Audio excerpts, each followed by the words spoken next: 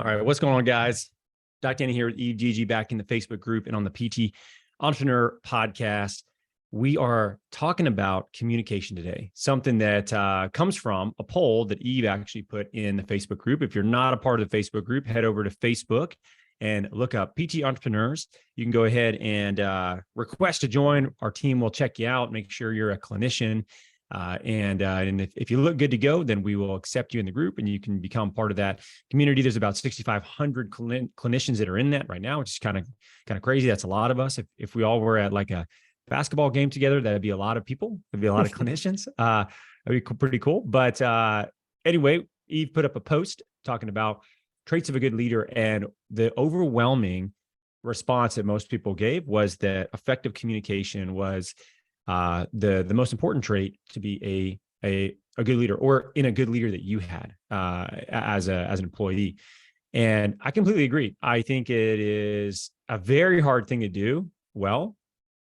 It's very easy to screw up and do the wrong thing and ruin a relationship with somebody. We can kind of talk about that a little bit. But there's four things that come to mind when we think about it that we're going to dive into today that will help you be a better communicator with, really this is under the lens of with your team. So with your staff, clinicians, with your administrative, team members, just with your business in general. But this can also apply in other ways as well, right? So if you're coaching people, on a sports team, if you are, working together with other entrepreneurs in different ways, it applies to pretty much anything. But in this context, we really want to talk about how this applies as a business owner. So to dive in and just get straight into it, the very first thing that I would say is probably the biggest mistake that I have seen clinicians make, and I have made myself when it comes to working with staff, is to praise in public and criticize in private. So I'm going to say that again, because this is probably the one thing that you can't come back from if you do this. You must praise in public and criticize in private, because as soon as you criticize someone in front of their peers, a couple of things happen. Number one, they're not listening to you anymore because their heart is racing. They're so mad probably about you calling them out in front of everybody and embarrassed, and also probably thinking about just why you're wrong potentially and digging their heels in even more. There's really no way to win that. And it's very, very hard to come back from. So if you decide to go that route, you're basically ruining that relationship for the, for as long as they stick around, which probably won't be too long if you're criticizing them in front of everybody. And this is a really bad habit that, who knows, maybe you got this from your parents, you got this from coaches that you were with. I used to see people get berated in the military constantly. It was actually one of the more fun parts of being in the military, that you could just yell at people. You can't do that in a civilian setting. It doesn't work very well because people just leave, right? You just can't do that. It's a really bad habit. And, and if you do that, you really set yourself up for not just a bad relationship with that person, but everybody else sees how you treat them. And that starts to deteriorate the trust they have with you. Because now, instead of them feeling like it's okay to voice their opinion, it's okay to make mistakes, and that it's not necessarily something that you want to do all the time, but you're not going to get reamed for it, they start to actually realize, whoa, what kind of person am I working for? And then start to look for other things. So I don't know, Yves, what do you think about criticizing in private and praising in public? Yeah, I mean, when I hear that, what I think of is you're probably doing that because you're heated. You're probably doing that because you feel like a part of you, probably anyways, like, hey, if I shame this person, they're going to remember and they're going to change their behavior, because it's probably more of a, instance. But we know, especially with these small teams and with clinicians, it's probably different for you in the military, right? Like, that is not typically long-term what's going to happen, right? Like, long-term, it's probably going to be all the things that you talked about. It's going to be somebody shutting down. It's going to create resentment. And you're not just going to get the behavior change. Like, ultimately, that's what we want, right? We want everyone to feel like a team. We want everyone to be on the same page. We want this person who's an employee to really feel invested in our business. And yeah, that's probably just not the right way to go about it ultimately. So I think a really good rule of thumb. Has anybody ever criticized you in public? Man, I mean, I'm sure, right? Like, I mean, I picture like, it's probably almost like getting bullied in school. Like I try to look at it like as an adult, I don't think so. I mean, I had a really bad boss, when I started my insurance-based practice. That boss, he was, looking back now, like pretty terrible in a lot of ways. And he definitely criticized in public. He definitely had a lot of inconsistencies. We probably go through this list and he's going to check the box on every single one, but there's not like a specific instance where like, oh man, like that's, that happened to me. And then I just like clammed up and moved forward. Like maybe it's a character flaw, but like I have a pretty short memory when it comes to those things. Like I just, I'll just move on. Like, okay, that's great. Cool. Just move on and keep going. Like, what do I care? So I can't think of one. Can you think of one that you've like, that stands out to you? Yeah, I mean, sure. I think I remember going to when I got assigned to my brigade, I went to go meet who I thought it was the brigade commander, who's like the guy that's in charge of the whole brigade, right? And this was actually I take that back. This was the second brigade commander, because there was a guy that was there and he was only there for a few months when I got there. And for whatever reason, like these guys, they like to do like running meetings. So in the morning, they'll just run like 6-7 miles and just talk to you the whole time.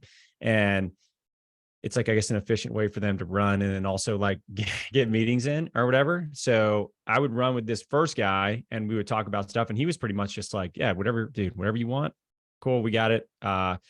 Just tell us what you need. And it was super easy to work with, very informal. Let me put it that way. Especially for somebody that's a full bird colonel. Right. So I go to meet this second guy who came in, and there was a new XO, which is like the second in command, right? So they're like the executive officer for the brigade. And normally it's actually not a job that a lot of people want. I think it's like sort of I don't know why people feel this way, but like they're second in command. They could be a battalion commander in some cases, meaning they're in charge of like 600 people. So, but instead they're like second in command for the number one guy. And in my experience, they're not usually the best people to deal with, not the worst people to deal with. I don't think they really want that job for the most part. So I go to meet the brigade commander for the new brigade, to meet the new brigade commander. And I get punted to the XO for this meeting. And it was a meeting that I didn't know I was actually going to be a part of. And I go in and it's basically all of these company commanders who are captains. I'm a captain. And there's a couple of other like, subject matter expert people, the finance guy, the ops guy, whatever.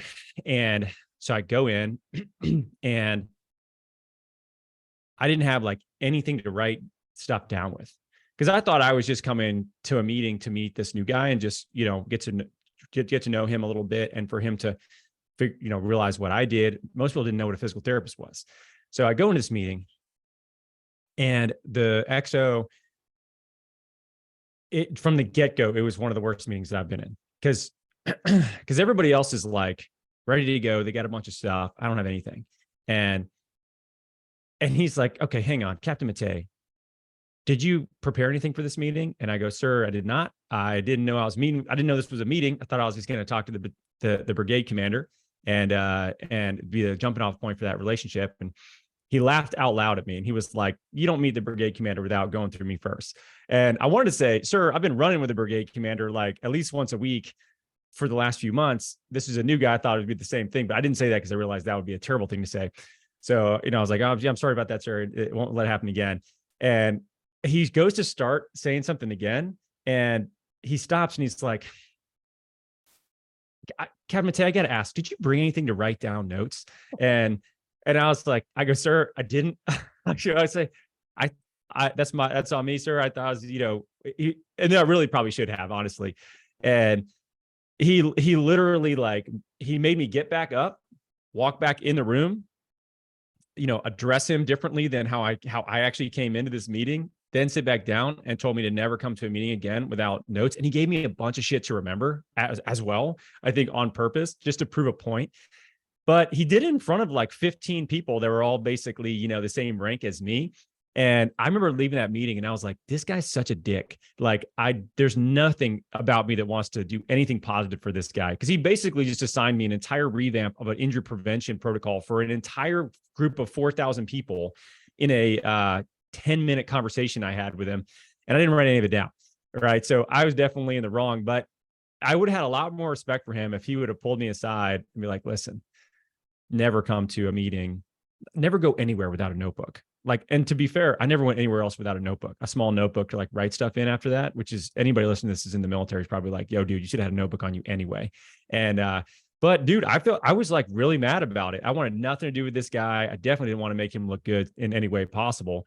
And, you know, I've never been like embarrassed by somebody in front of a bunch of other people, in that way, in a work setting, you know what I'm saying? Like, and it didn't really matter necessarily what anybody else in the brigade has to say about you in that setting. It's like really, it's not a good way to handle it. Right. And that's definitely not something that I have done with anybody that I've worked with. Cause you just know, you just get hot, dude. You're sitting there and you're just like, oh my God, I'm so mad right now. And he had some valid points, but the way he did it, it just made me so, deterred to anything that he had to say after that, that I basically, you know, I just was so mad I didn't even listen to anything. Yeah. I mean, I feel like a lot of that stuff would be what I hear is like ego driven, right? Like it's more of just like who's the Definitely. biggest gorilla in this room, right? And so, yeah, I go back and not necessarily to me, but to other people. We've definitely had like staff meetings. You know, I was not the leader of these staff meetings, but like, you know, again, in the insurance-based practice. And he would just, yeah, he would get on to people like, why don't you do your notes? Or like, you were late today. And just like literally kind of berate that person right there. And that's just like, it's uncomfortable for everybody else, not even know, let alone that person. And they feel bad that you feel like, and it's just like, you know, and I think you lose not only credibility probably with the person they're braiding, but the entire room at that point, right? Because it's like, it's completely unnecessary. Oh, dude, I get there's one time that I've, you know, kind of lost my cool a little bit with an employee, and there was it was at Athletes Potential, and you know, we have staff meetings. Staff meetings start at, you know, 1:00. We get it going, and this person was always like 1:00 would roll around and they're heating their lunch up right as we're starting, and I'm like, God dang it, man, this is like we're always a few minutes late because You hate that. I hate it. I hate it. And instead of me saying, you know, talking to this person afterwards, like, look, man, it's really important we start these at this time. Just be ready to go. You know, I brought it up, you know, and I was like, listen, and I didn't say directly who it was, but it was pretty obvious who it was. Like, look, we start meetings on time. So be here on time. Does that, you know, sound good? And, but I could tell as soon as I said that this person instantly was like completely different mood after I said that. And I look back on it and I didn't think it was that big of a deal, but it's not the right way to go about it versus pull that person aside privately and explain why it's important that we show up on time and that we start the meeting on time and that it's just like a thing that we do. Like punctuality is one of our core values. And not handling that the right way really put them in a bad mood. And I end up having Right. to really have a conversation with them later to smooth that over because I just went about it the complete wrong way, you know. And I'm sure actually if you were to ask some of the people that have worked for me, they probably will come up with multiple things where I did a bad job of this that I've probably even forgotten. And they haven't, because that's how much it sticks to you. I guarantee you this brigade XO doesn't fucking remember me from anybody else because of probably how many interactions he's had like that. But for Right. me, I remember that very well, you know, and it's different. So I'm sure there's employees that we have that have been like, nah, Danny, you did that. You did this and this and this. And it's like, yeah, you're right. I probably made a bunch of mistakes which hopefully you guys can avoid by listening to this. Yeah, you're hot-blooded, man. I feel like you've done a lot of, you know, I'll give you some praise right here. You know, in a huge group setting, I feel like you've done a lot of good work there because that's the opposite of this, which I think we've got hit on too, right? Like praise in a group setting could also have this amazing, profound effect. So just like you remember the XO, all of a sudden now you can be remembered as somebody who's like, I really appreciate, you know, you do this and this extra all the time. That's amazing. You're such a great employee. Like doing that in a group setting can again have such a profound impact. You know, sometimes in a lot of ways than a lot of other things you can do, you know, like Yeah. making more money or getting a better job title. Like a lot of these, things can have a huge impact on employee retention and ultimately being a good leader, being intentional about this stuff, which some of us, that does not come naturally to me. Like I want to get stuff done in a Right. meeting and I'm done. I'm not going to stop and like praise you right there in front of everybody. I think that's a little too lavish, but at the same time, that's probably amazingly impactful to that employee as well. Again, to the whole group in general.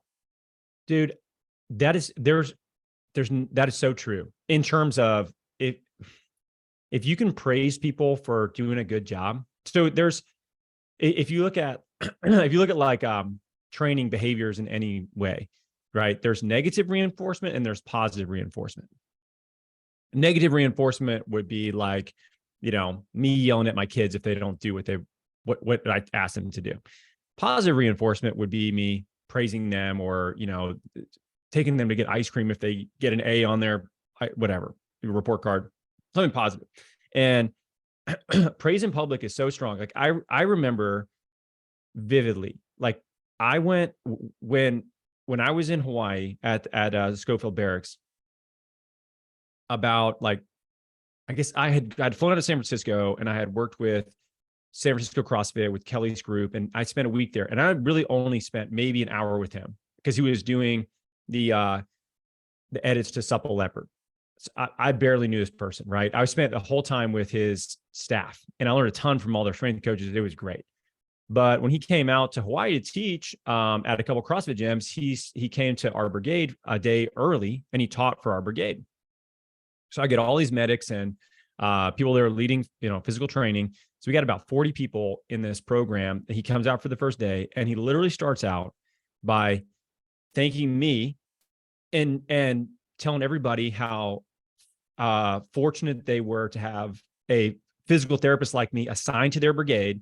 And like for like probably 20, 30 seconds, just talked me up to everybody that was in the room. Some of them didn't know who the hell I was. And dude, that made my life so much better because everybody in that room, now I got validated from this person that they actually like had a lot more respect for.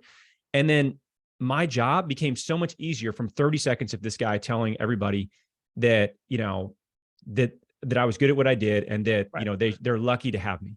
And I remember I was like, damn, I've never had anybody do that in that manner and apply their credibility to that person. And after that, I started really thinking about that and doing that more with other people around me and really trying to like prop up staff that I had, whoever it was.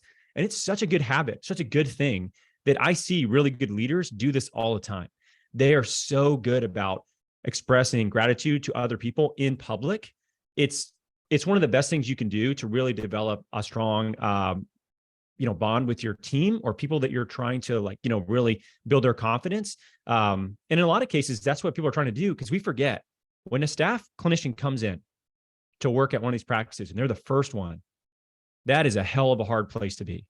The shoes you have to fill, you're talking about a business that's built off the reputation of the founder, the person that started the business. And they don't want to, no one wants to see you. They want to see the other person. And you're in such a bad position. And like, you got to be able to praise those people to build their confidence up and to highlight them in front of other people. And it's one of the best ways to really, help build their schedule and not necessarily make them feel bad about themselves. Yeah, this it's a little bit of an aside, but I think it's an interesting point, or just I want to dig into it a little bit. I think this bleeds into how you make introductions to people, like even through email or through text. I remember vividly someone one time was like, because I used to just be like, can you make an email introduction to blah, blah, blah? Like, sure. Hey, blank, here's blank. End of email, right? Done. And then I had somebody else do the opposite one time. We're like, hey, this is Yves. He's an amazing physical therapist. He did this and this for me. I think he's an amazing person. I can't wait all to meet. Here's blah, blah, blah, a trusted friend. Like, and I was like, how that interaction started and how and what happened afterwards was a completely different trajectory than the other way, right? And like, another thing, I remember when I start workshops sometimes, and the gym owner would kind of come over and do the same thing, be like, hey, this is Yves. He's an amazing physical therapist. We've known each other forever. Like, I can't wait for y'all to meet him and show you some of the coolest exercises. I use them every day. Like, that workshop is going to go insanely better, and I would usually reciprocate that too, be like, I love this community. I've known gym owner blank for a very long time. Like, y'all are so lucky. It's one of the best gyms in town, right? Like, there's just like doing little things intentionally like that in these group settings. And obviously when they're genuine, can just have such, again, a profound impact on how that relationship goes or how that event goes, and even just how you're perceived in general, right? Which is so important. We really know, how much your reputation, matters, especially in business. Yeah, and it has to be genuine. I think that's the other thing, right? Or maybe it's even like it depends on your style, right? But it could be something that's sort of like a bit funny, right? It's like, hey, this is my buddy Eve. He's a great physical therapist, a world-class break dancer. Just kidding. And like something else, like he's awesome. He's going to take care of you. And it's just like, it's just something that helps tee that person up in a really positive way that doesn't take that much time. It's very meaningful. And this is where it comes back to your reputation as a employer or just as a person. Like, I think this is one of the things that we see when people struggle to get like employees, struggle to find employees for their business. If you are, and this is assuming you already have employees. If you already have employees and you struggle to find employees, that means you're not really doing a very good job of some of the things we're talking about with your employees. Otherwise, they would be trying to get all their friends to come and work with them in this amazing culture, this business that they're a part of. So, really being able to praise people in public and criticize them in private is it's something that I wish I would have understood at a much earlier state. And you're right. I think that a lot of it comes down to your ego, which kind of it bleeds into the second thing for me, which is admitting when you're wrong, which is like happening right now. We're talking about things that we screwed up, with, and the ego side of you just, it's like, this is my business. This is the way it's going to go. Like, do it or leave. Like that kind of a mentality is not the best. It's not really, and it's not really, from what I've seen, the best way to lead people, unless it's out of fear, which never really goes as well as if they're really just sort of proud to be there and they're a part of the mission that you have. So, you got to be able to admit when you're wrong too. And I think that that's something that here's a good example. We started this like 15-minute meeting middle of the day for a daily huddle on Tuesday, Wednesday, Thursday for PT Biz, right? This is the first week of it. And I completely missed the second day. I missed the meeting. Not because I was like, taking a nap or hanging out or something like that. I had gotten sucked into some data that I was trying to sift through to help one of our consultants make a decision on. And before I knew it, it was like 1:00. And I just worked straight through lunch and I didn't even realize. It's like I forgot where I was at. And I had my phone was on, all notifications were off, and I turn it back on and I get 2 notifications. They're like, "Are you coming to this meeting?" And I felt so bad. I was like, "Oh my God, what a dick." I literally am the person that came up with this idea and I missed the second meeting. So yesterday, what do I got to do? I have to apologize to my team that I missed the meeting. Otherwise, I'm setting a terrible precedence. It's just like, I'm so sorry. I feel terrible about it. And I don't think anybody thought it was that big of a deal that I missed that, but I thought it was a huge deal. And I had to admit that I was wrong and I screwed up. And I just don't think it would, even if it wasn't that big of a deal, I don't think it's the right thing to not admit that and then, move on from there. Cause like, I could just be like, yeah, whatever, I was busy. No big deal. But that's kind of like me saying, I value my time over your time. I expect all of you to be here, but not me. Right. So just being able to admit when you're wrong, no matter how small it is, Right. or especially if it's big, like you got to do it. Otherwise you lose a lot of trust with people. And that's just communication in a nutshell, right? It's just like little things like that. People will remember that whether you like it or not.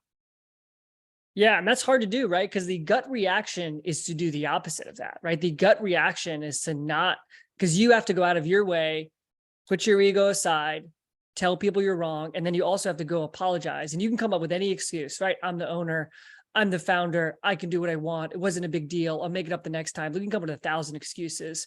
But just like you said, it's a little things. That little small, little micro commitment that you did will just be reciprocated down the line, right? And you're just creating all these things that foster you as a good leader, foster you as a great team leader, I think, in general.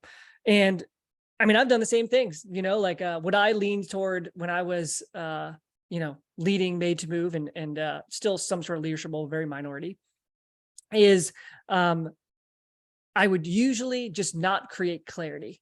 I would do a really great job of just like talking about all these things we're going to do. And then this is going to happen because I'm very excited. I'm easily excitable. I'm overly optimistic, and like, frankly, sometimes I'll overpromise and not be able to deliver, and like that can be really frustrating for a staff member. It can be very, very frustrating. And when those things would happen, I could have faulted, oh, it was a situation, it was weird, I don't need to explain that to him, it was out of my hands. But almost always pull them aside and be like, hey, this is on me. Like, I should have been more clear, like I put you in a frustrating situation and I'm really sorry about that. And, here's the steps we're going to do to make sure this doesn't happen again, and I'd always make sure and do that. And I think that, I believe anyway, that had a really profound effect, to just build trust, because ultimately, what we're talking about communication is really just making sure that we have mutual trust and between us and our employees, and if you lose that, it's almost impossible to come back from. Yeah. The first two things we talked about are very hard to come back from. You can basically kiss those employees goodbye. They're gonna if they're not on their way out, they're just not gonna really try very hard for you, right? Like that's really what it comes down to.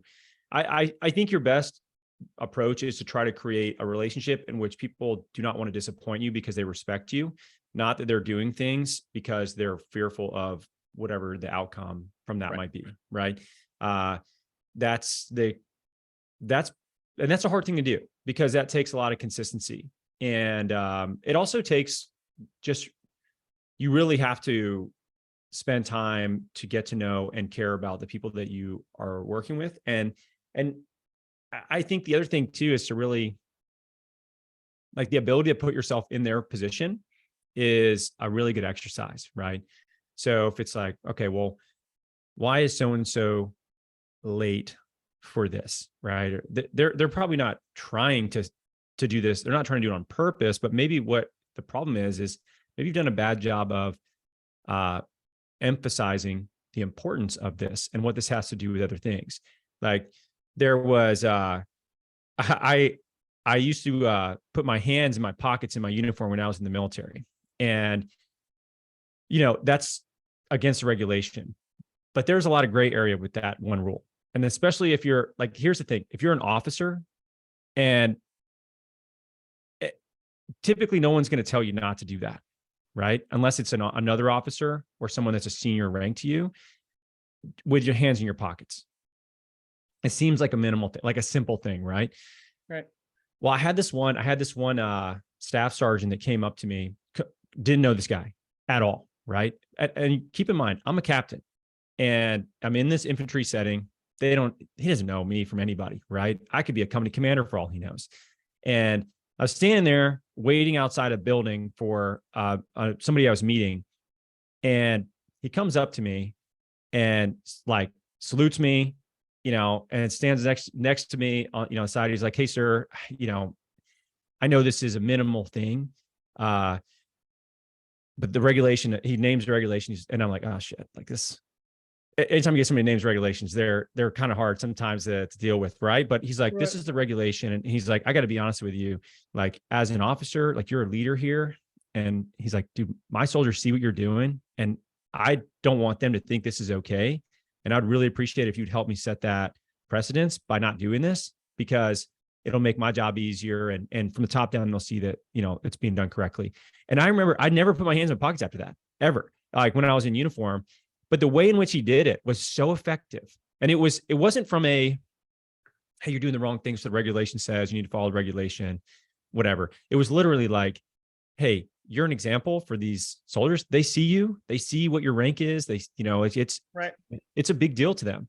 And if you're doing this, they're going to think it's okay as well. So we can't have that as a standard. Right. And I felt bad, I remember that.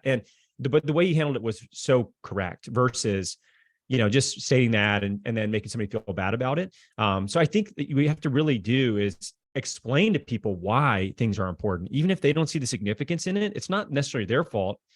It's our fault because we haven't done a good job of communicating why those values are important.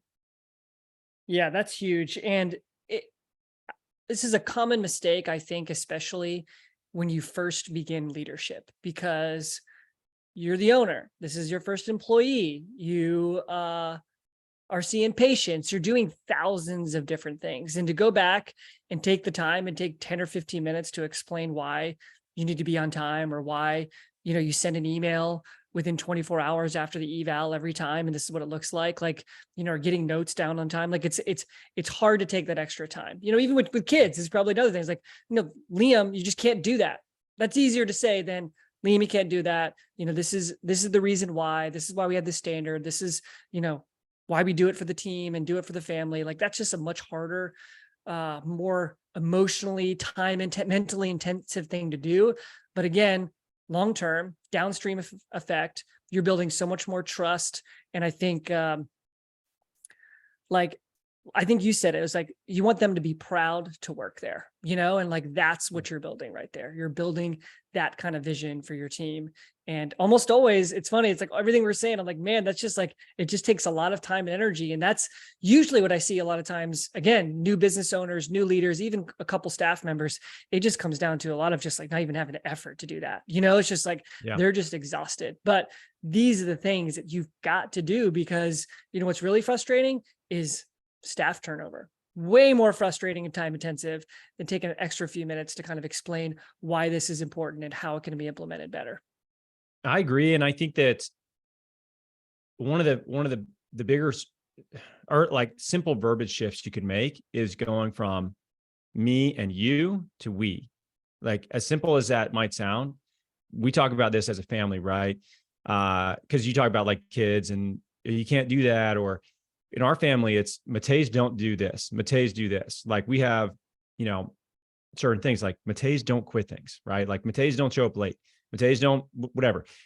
So it's this idea of, instead of like, hey, you can't do this, or if you have an employee, it's like, you need to send an email at this point in time or whatever. It's like our standard, because of we care about people's, we value people's time, is that we do this. Like, we do this versus you need to do this. And, that one little sort of change in terms of how you're phrasing things, you're including people into that community and saying, this is the standard that we hold, versus alienating somebody and saying, you are doing the wrong thing. And, I always appreciate being a part of something that has a high standard, as long as it's upheld correctly. Like, I think we've all probably, if you play any sport, like you've been on some team that had very high standards, and more than anything, you wanted to not let other people down around you. Like, you wanted to work together for that, versus been on teams where there's a lot of individuals that are talented, but there's not really that cohesion. And when you build a business, you do not want to build a business of all-stars. You want to build a business of people working together. Now, if they're all amazing, talented people, that's even better. But I'll get a lot more done with like what people would consider like a B player, like a solid, it's like a solid, skill level, solid intelligence, solid, factor of how hard they try, versus one super talented person that has, all of these great skills, but doesn't want to work together with other people. Like, I don't want that person. I want the other person. And I want that culture to just be so indoctrinated in everybody that they feel like they're a part of something really cool, really special. And what do they say? You can't spell culture without cult. So you got to think about it as like your little Kool-Aid you're getting everybody to drink about what this place is. And if they don't want to drink it, then they need to leave. Yeah. I mean, that's a clear one for me, like always making sure we have a clear vision, a clear goal, and be able to disseminate to your staff. I think, there's a lot of books out there, and that was a really hard lesson to learn, right? Like, getting somebody just to do something out of fear or even out of money will only take you so far. But if somebody does it because they really believe in what the vision is for you and your company, that's going to go a much longer way. Yeah. And that's a big one, right? Like, constantly reminding of the importance of your mission and why you're doing what you're doing, right? So, and I think as business owners, we get sort of tired of this, and we think we've beaten this, drum too many times. But it's so important to remind your staff of what they do and why they're doing it, and not necessarily because like it's a business, right? So it's not a nonprofit. It's even a nonprofit still got to motivate people, but it's a for-profit business, right? Where we obviously are not in the business of losing money. Otherwise, no money, no mission is what my wife, they're the nonprofit that she used to run. They used to always say that, right? No money, no mission. And it was like motivating people to find donors, right? They needed money to be able to support the nonprofit that they were doing great work with. And I think the same thing with our own business is just like really being clear on what problem are we solving? Who are the people that we're helping, and why is it important? And one of the best things you can do is just highlight wins that we're having. Like we do this in our own business with client wins that we have and people that are seeing success in different things. And we have a whole channel just for this that you can see, we can scroll through and see literally hundreds, maybe even 1,000 different screenshots of social, proof images of people that are winning that our team sees. And we can bring that up and highlight those things. Same thing with people in the staff clinic environment. You bring up a win, like, oh, so-and-so ran their 5K and they didn't have any knee pain. They haven't been able to do that in 10 years. Like something like that. You remind people of why we do what we do, who we do it for, and the importance of it. And I think you can't leave that alone. That has to be something that is just constantly reiterated.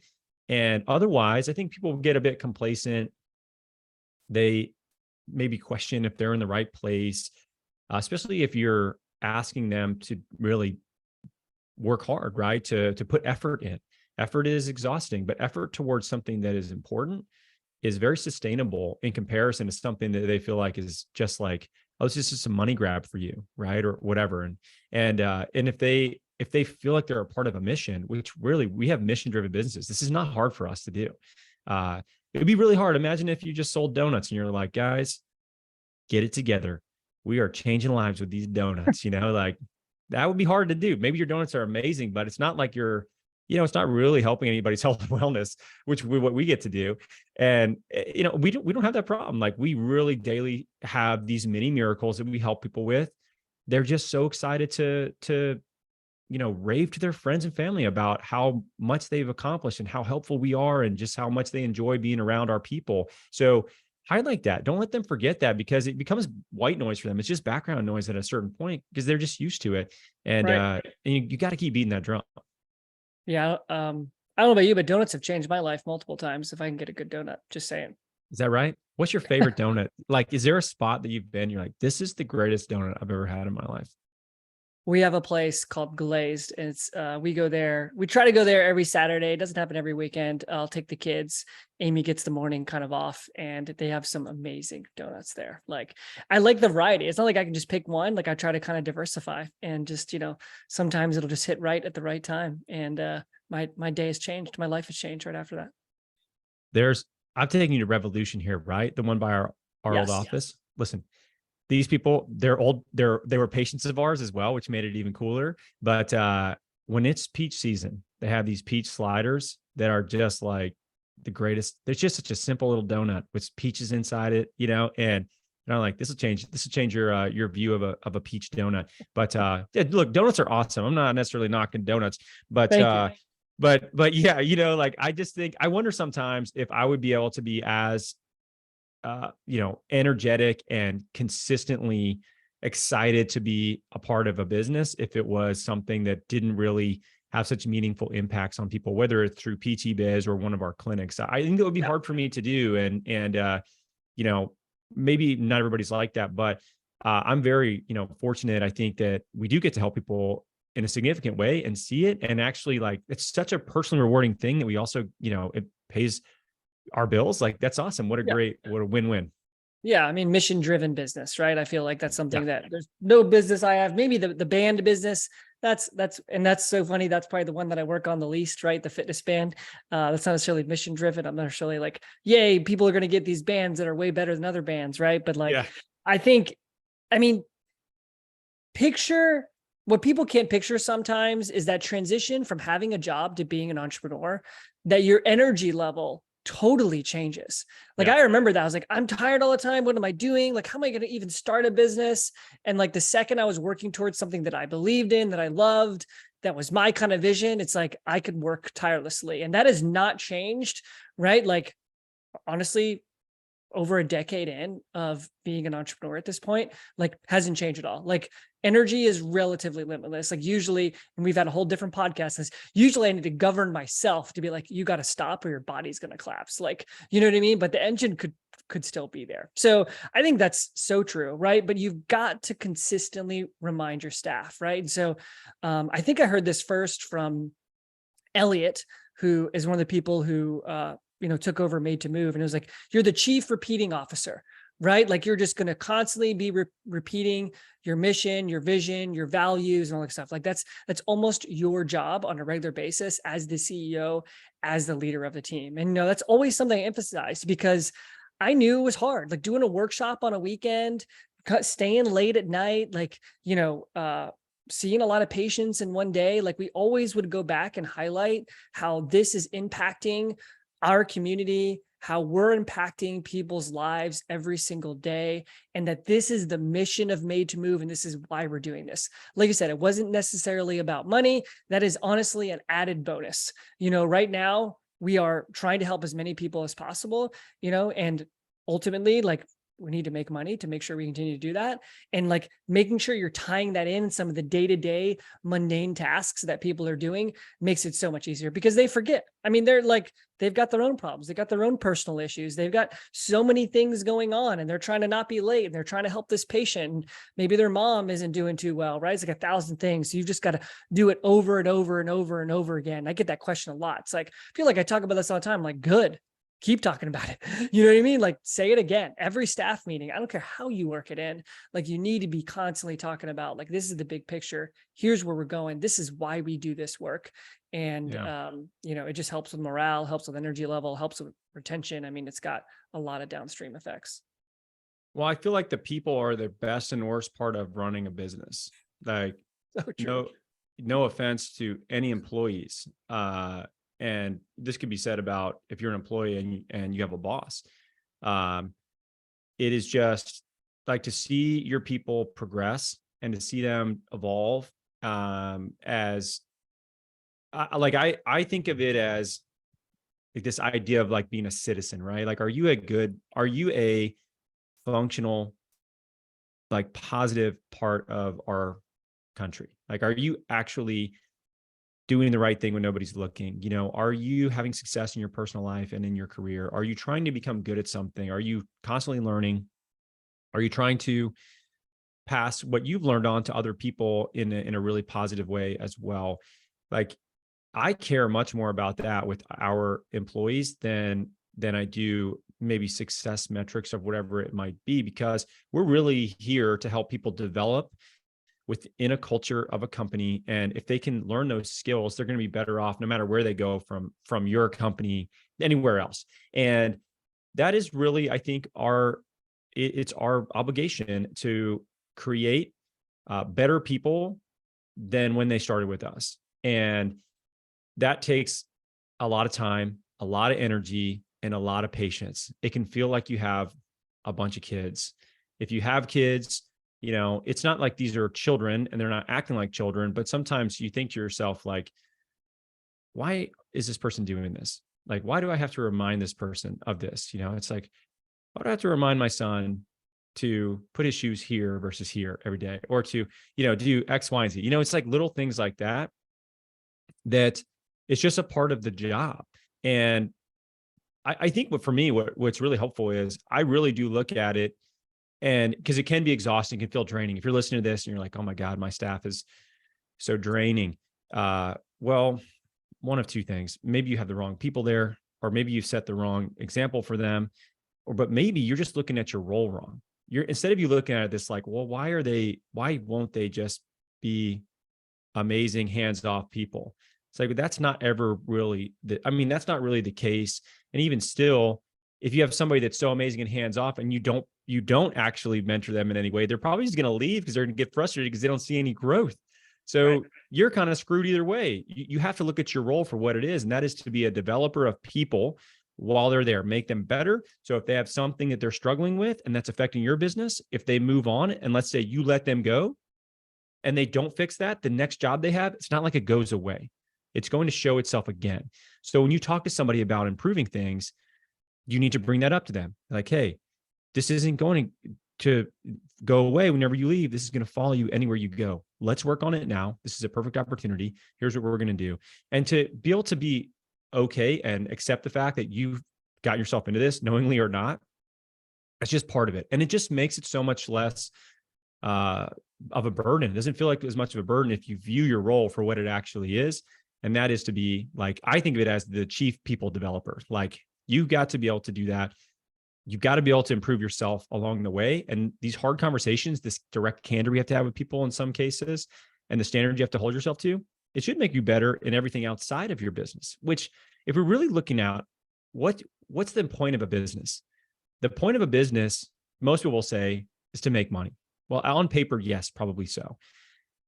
I think the point of a business is to force you to become the best person that you can be, because all the things you're going to have to do to actually have a successful business, it forces you into this personal development that you may not even known you needed, and to confront problems that you didn't even think were a problem, but are actually affecting you significantly in other areas. So as long as you're able to accept that, it's going to be amazing for you. And if you're constantly fighting that, it's going to really suck. And you're probably going to want to shut everything down and go back to whatever it was you're doing before. But it just comes back to, how are you viewing this? Is it a problem, or is it the greatest opportunity that you could ever have?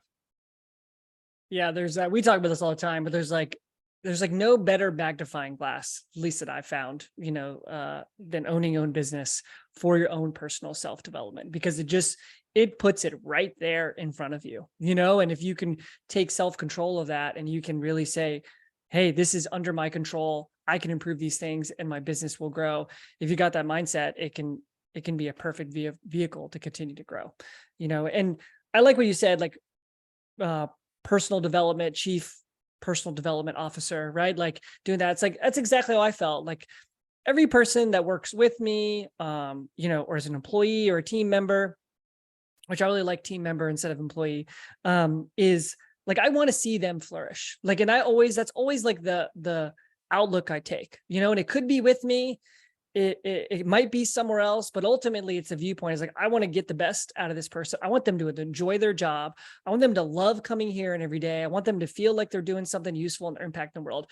And as soon as you don't have that anymore within your team, like, I almost think something needs to change. Sometimes it's me, sometimes it is the employee, and that person's not a good fit, and it's made a lot of decisions where, unfortunately, I've had to fire quite a few people, but most of the time it's easy, because it's like, I can tell you don't want to be here. Like, I can just tell that, like, you're not excited every day. You're not thriving this job. It's difficult for you. Things are just falling through the cracks. Like, I can almost guarantee you're going to find the right thing and everything will be easier. Like, here it's just like, it seems, I don't know if too hard is the right word, but I can't find better words. Like, it's just too hard. And like, where can you go where it's going to feel effortless? It's going to feel fun. Like, that's where I want you to be. And obviously it's, not necessarily in that company. And you can usually tell, right? Like, we're seeing this a lot with a lot of our bigger businesses, like, they're having to make these big decisions and they're having to let people go. And I'm just, I'm trying to give them that viewpoint. I was like, it's just not clicking for them. Like, maybe they're not ready for this performance-based cash business. They're going to go thrive, in home health. They're going to go thrive in a regular outpatient setting. And that's totally okay. Right.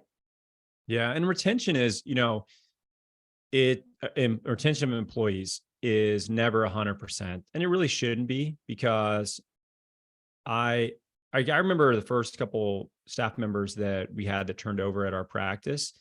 I was like, really, I took it very personally, because I was like, we try really hard to create an environment that would be a place where people would want to work, right?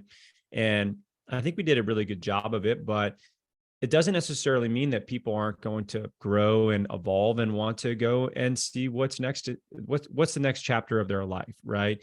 Sometimes that's in the clinical world, sometimes that's outside of the clinical world, sometimes that's going to a different clinic or starting their own or whatever. It doesn't really matter.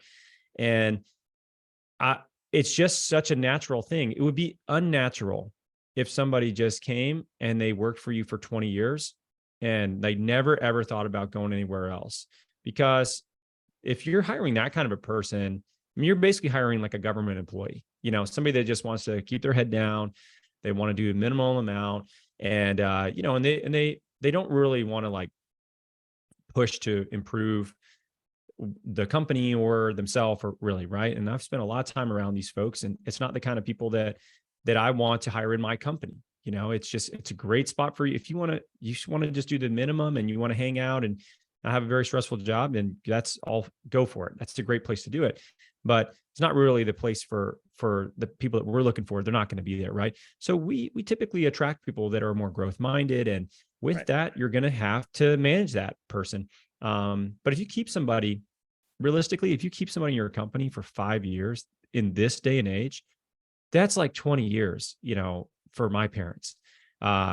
It's an extreme amount of time. And you just have, you're not just competing with the job, that the company that you have, and you're competing with social media and what they're seeing all their friends say that they're doing, and all these things that they're seeing that maybe are true or not. It's hard to tell.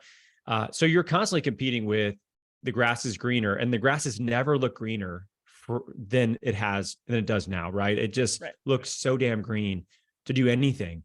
And it's just really not. It's just, you're competing with that, and that's tough. So if you can keep people around for a few years and really do the right things for them while they're there, that's your job. Like, your job is to try to do that, try to make your company as great of a place to work as possible. And, and hope that they leave a better person when they showed up.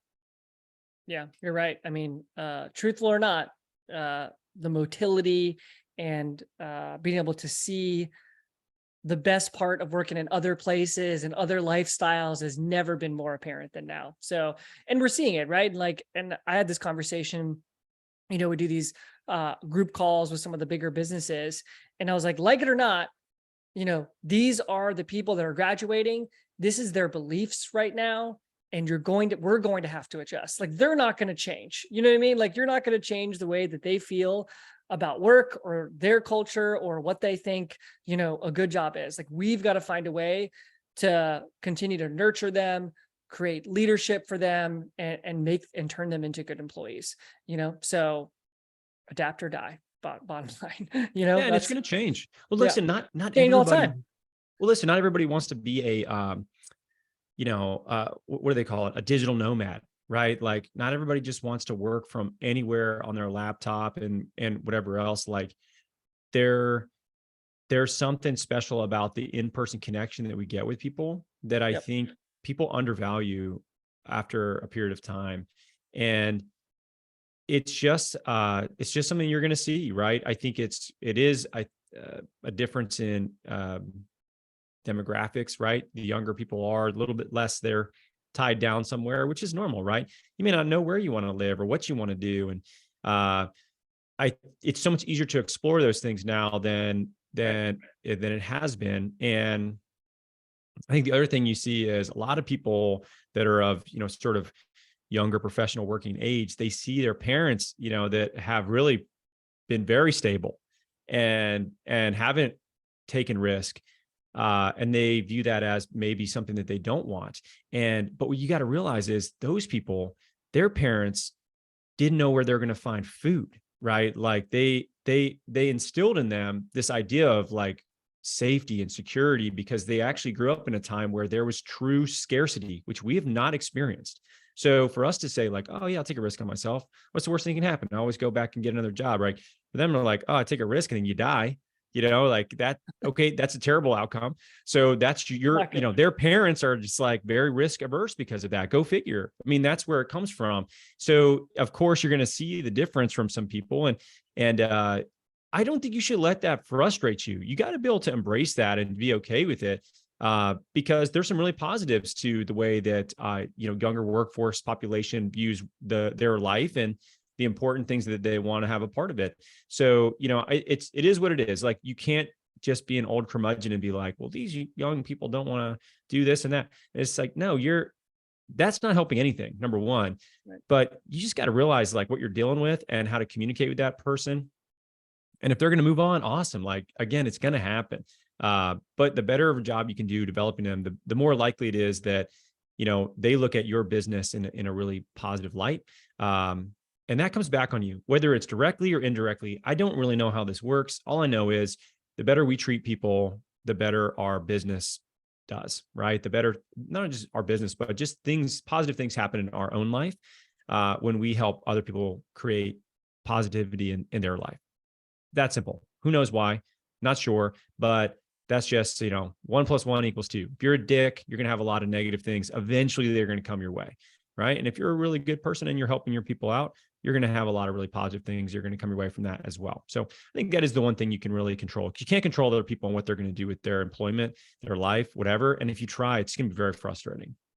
Yeah. You just got to focus on you and what you control and, being a better leader. Like the more that you continue to refine yourself and the more you continue to be a great leader and you realize that some of these things are out of your control. Like that was a big mistake I made early on, was a lot of times I just thought I could just, I could create control over this. And I'm the one that I can keep people forever. And like all these things, that's a really frustrating place to be.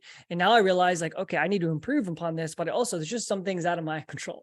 Like somebody may leave and that was so useful for me, just kind of knowing that, not necessarily oh, this person's going to leave, so I'm not going to put effort in, right? Like that's not what I mean. But what I mean is I need to focus on me and be the best leader I can be. And then realize if somebody moves on, that's okay. My business will go on and do it again. And that's hard. You probably need to, I almost feel like this is a rule lately.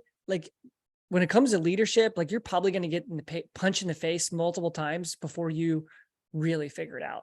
And I'm still early in this. So probably you're going to get punched in the face consistently no matter what. It's just can you continue just to get up and continue to try? Ultimately people are really complicated and it's not like we're going to figure it out. We've talked about this before, leadership's not a thing. One day I've reached the summit. Here I am, the best leader there ever was in the whole world. That's never going to happen, right? It's just me doing the best I can with the tools that I have and continue to try to push forward and do the things that I think are right. That's what I got. Listen, the first pancake is always shit. That is absolutely true, right? And if you look at how many people we work with, and some of you might be listening to this and you work with us and you're like, I had staff turnover.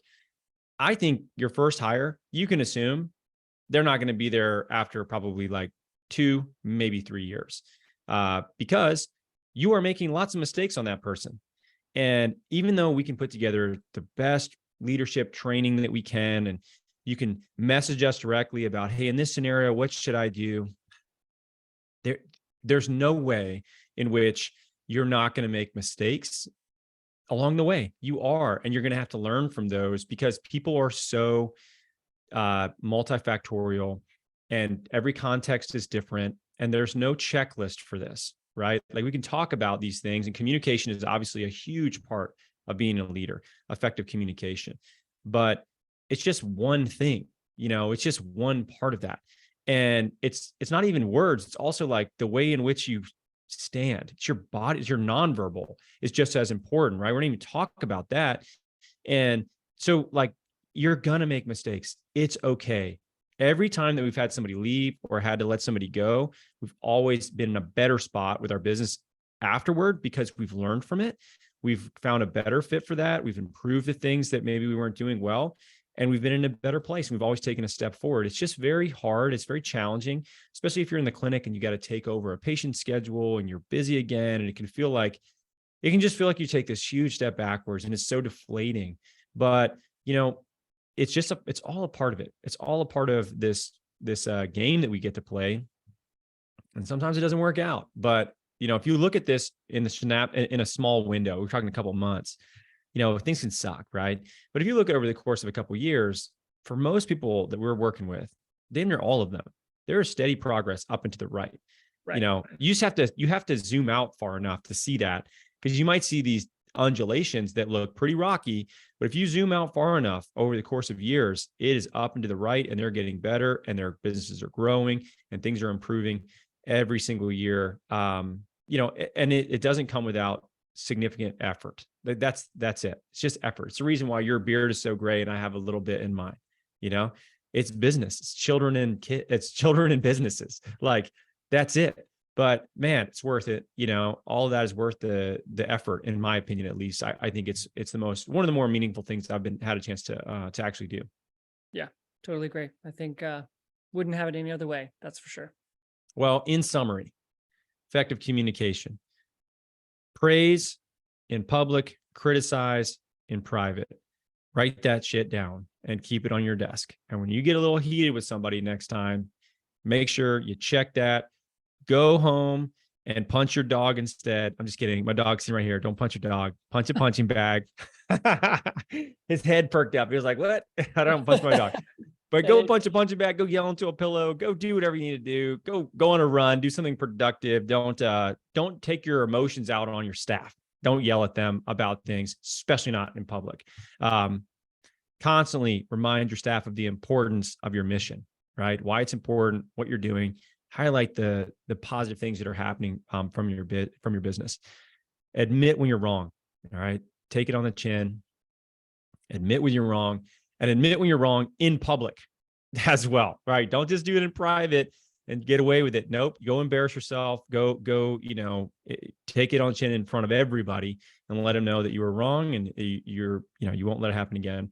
And then, be very clear about your message. Right. I think that's the other thing, is just like understanding that what you're saying needs to be repeated. It needs to be very clear. And it needs to be phrased in a way that is not complex. I think that's something that we're pretty bad at, is just like, making things simple enough for like why people for them to understand why we're doing what we're doing and being able to coordinate that. So just be able to articulate that in a very simple way. If you can do that, you're on your way to being a pretty effective communicator, which I think we actually do a pretty good job of overall, to be honest with you. I think there's a lot of things that we're not so great at, but I think as far as communication goes with our team, they know what they're getting themselves into. They know what we're doing, why we're doing it. We definitely don't berate people in public. We've never done that to anybody in PT biz that I know of. I don't know, maybe Jared's just, I don't know what happens in his staff meetings sometimes. He's yelling at everybody. You can picture it. I doubt it, but I can picture it. No, I don't think so. But it would be funny if we're talking about this and he's just yelling at Kate the whole time. But no, just keep those things in mind. And I think you're going to be really in a good spot to be a great leader as far as communication is concerned. Yeah. Just ultimately put in the effort, put in the extra effort to prepare, put in the extra effort to have those conversations, put in the effort to, go apologize in public. Like, just requires a whole lot of effort. Make sure you put it in. Cool. All right, guys. Well, that's it for the podcast today. As always, if you're not in the PT Entrepreneurs Facebook group, like we drop, polls in there like we did for this one. If we see, if we see a lot of, common questions and things like that, we try to get ahead of it and answer it in a longer form piece of content like this live stream and this podcast. So if you have anything, drop it in there. We're watching like a hawk. We want to help you guys out. And as always, we will catch you next week. See ya.